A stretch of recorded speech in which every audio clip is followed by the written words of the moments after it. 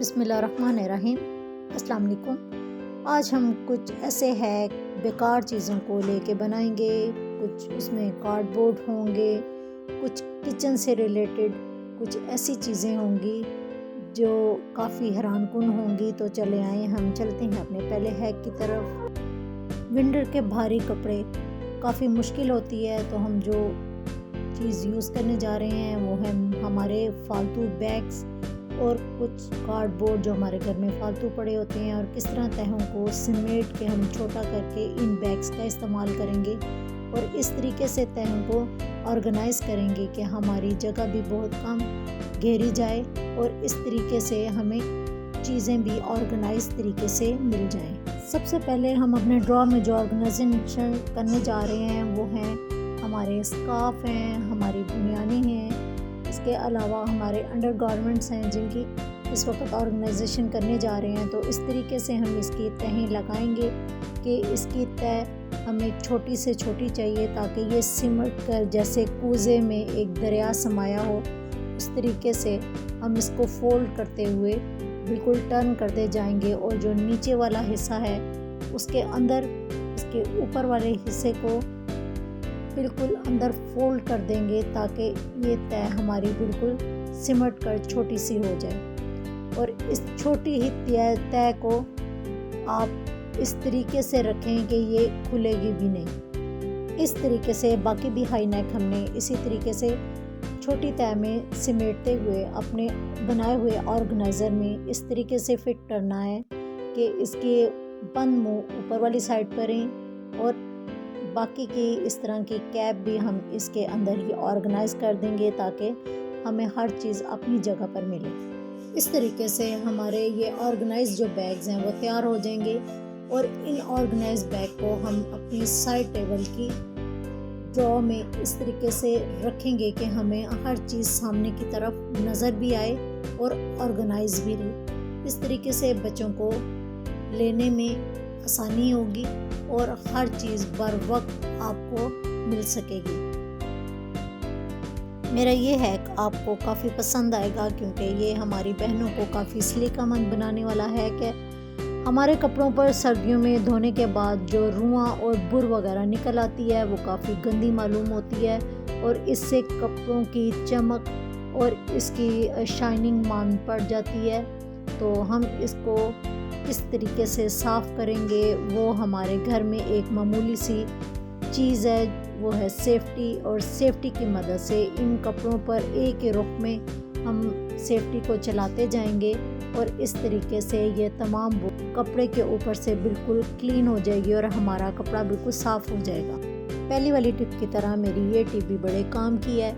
अक्सर होता है कि मशीन में कोई हम ऐसा कपड़ा डाल देते हैं जिसके धागे कपड़े के रुएं के साथ चिपकना शुरू हो जाते हैं और ये उतारना हमारा काफ़ी सब्र आज़मा होता है। तो इसके लिए हम लेंगे घर का बेलन और इसको टेप स्कॉच इस तरीके से रोल करते जाएंगे कि इसका जो चिपकने वाला हिस्सा है वो ऊपर की तरफ रहे और दूसरी साइड नीचे की तरफ रहे। तो पूरे बेलन पर हम इस तरीके से टेप को रोल करते हुए पूरे बेलन को इस तरीके से हम कवर कर लेंगे।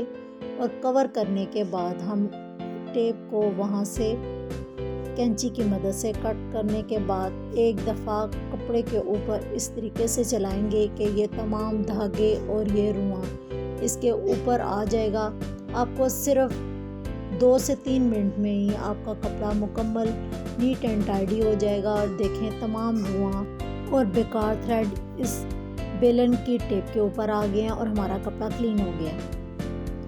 ये वाला मेरा हैक आजकल की सख्त सर्दी के बारे में है। स्कूल गोइंग गर्ल हो या बच्चे, उनके तमाम हाथ की उंगलियां और पाँव की उंगलियां इस तरह से स्वेल हो चुकी हैं कि दूसरी साइड पे हाथों में स्वेलिंग आ गई है और बैक साइड पे इस तरीके से स्वेलिंग है कि इसके बिल्कुल गोल से पॉइंट बन गए हैं और इनमें ज़ख्म से हो गए हैं। तो हम इनका क्या हल करेंगे और इनको कैसे रिलीफ देंगे, और वो है एक सब्ज़ी शलजम जो कि बहुत ज़बरदस्त चीज़ है इस स्वेलिंग को ख़त्म करने के लिए। इसके अंदर एक ऐसा एलिमेंट होता है जो कि स्वेलिंग को मुकम्मल दूर कर देता है। तो हम वो पानी में इसको शलजम को काट के बॉईल कर लेंगे और नीम गर्म पानी में अपने हाथ को इस तरीके से डिप करेंगे कि हमारे जो हाथ हैं जलेंगे भी नहीं, बिल्कुल नीम गर्म पानी हो। और इसमें 1 चम्मच हम नमक का ऐड करने के बाद अपने हाथों को इसके अंदर डिप कर लेंगे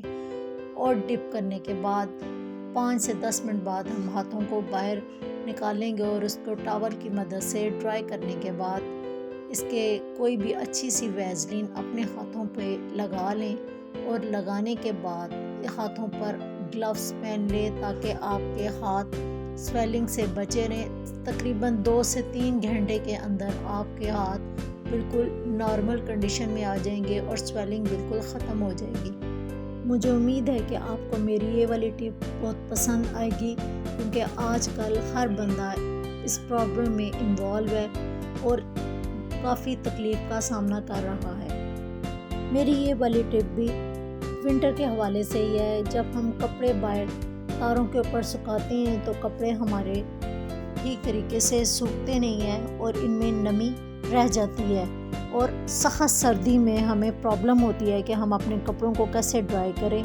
तो इसके लिए एक बहुत ज़बरदस्त टिप है। जब भी हम कपड़े बाहर डालें तो हल्के से ड्राई होने के बाद कपड़ों को एक ऐसे कमरे में आप हीटर लगा के छोड़ दें जहाँ पर आमदरफ़ कम हो, तो कपड़े काफ़ी हद तक आपके ड्राई हो जाएंगे। अगर उनमें कुछ ऐसे कपड़े शामिल होते हैं जिनमें सूती धागा की आमेज़िश होती है और वो कपड़े अच्छी तरीके से ड्राई नहीं होते, तो उसके लिए एक और भी बड़ी ज़बरदस्त टिप है।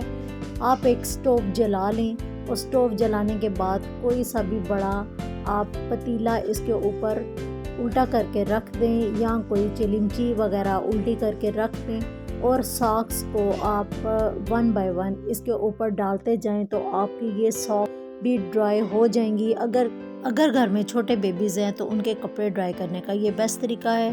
तो उम्मीद करती हूँ कि मेरी ये टिप्स आपको पसंद आई होंगी, तो दुआ में ज़रूर याद रखिएगा। अल्लाह हाफ़िज़।